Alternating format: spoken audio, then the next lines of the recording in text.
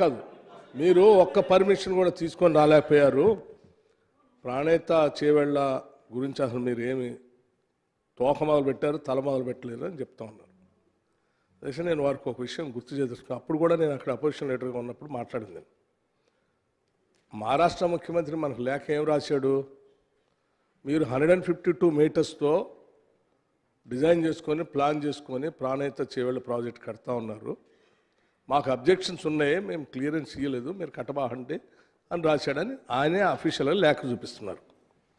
అంటే ఆనాటి కాంగ్రెస్ ప్రభుత్వం తుమ్మడిహట్టి దగ్గర 152 మీటర్స్ హైట్లో కట్టాలని ఆలోచన చేసి డిజైన్ చేసి ముందుకు పోకపోతే మహారాష్ట్ర ముఖ్యమంత్రి ఆ లేఖ అయితే రాయడు కదా, రాయడు కదండి. It is clear.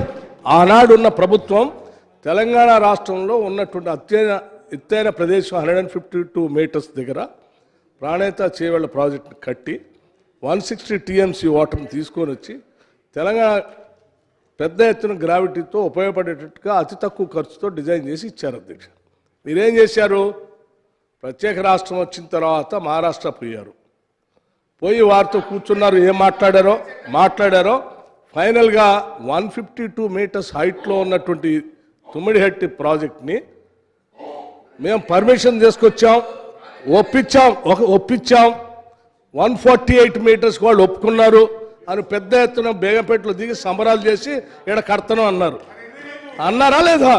ఇది వాస్తవా కాదా?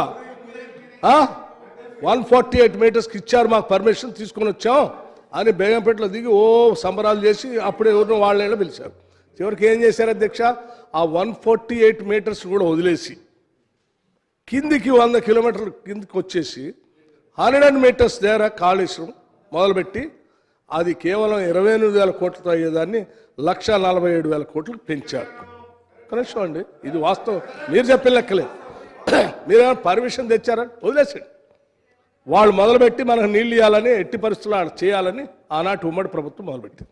మరి మీరేం చేసాం, మనం ఏం చేసాం, దాన్ని తీసేసి 100 మీటర్స్ దగ్గరకు వచ్చి 500 మీటర్స్ అబోవ్ మల్లన్న సాగర్ దాకా లిఫ్ట్ చేస్తామని 100 మీటర్స్ నుంచి మొదలుపెట్టారు.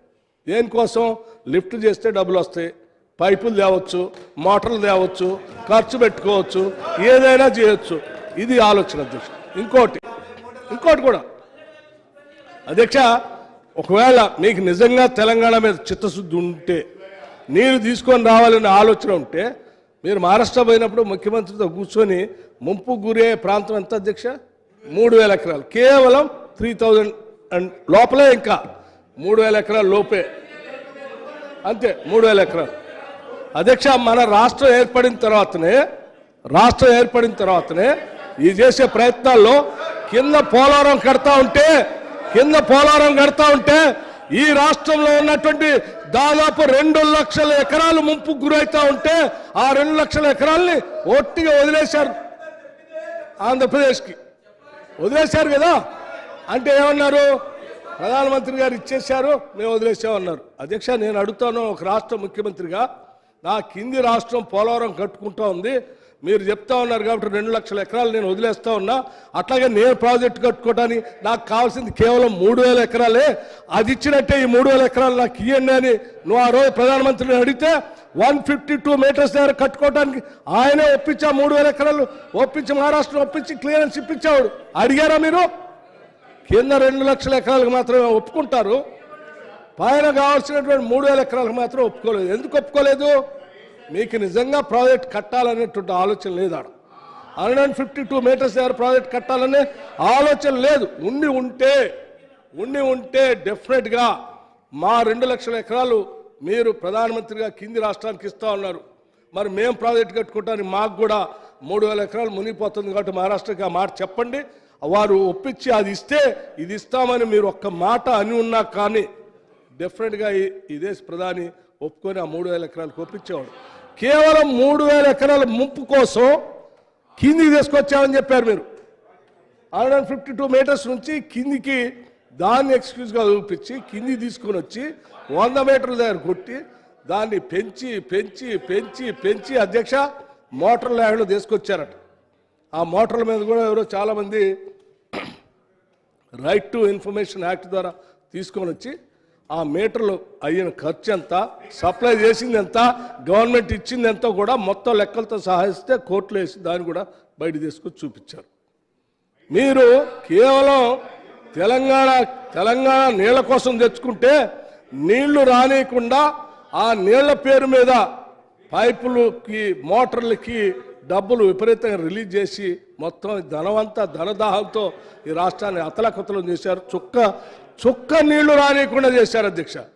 నీళ్లు రాలే, అప్పుల పాలు చేశారు. పోనీ అది పనికి వస్తుందంటే అది పనికి రాకుండా చేశారు.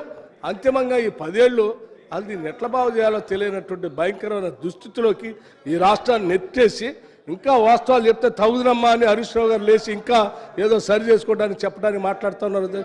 ఇంతకంటే హాస్యాస్పదం ఏముంది? దయచేసి హరీష్ రావు గారు ఇప్పటికైనా ఉత్తమ్ కుమార్ రెడ్డి గారు చెప్పింది కరెక్టే అని ఒప్పుకొని దాన్ని ఎట్లా సరి చేసుకుందాం సలహాలు సూచనలు ఏంటి ముందుకు పోదాం అధ్యక్ష. హరీష్ రావు గారు.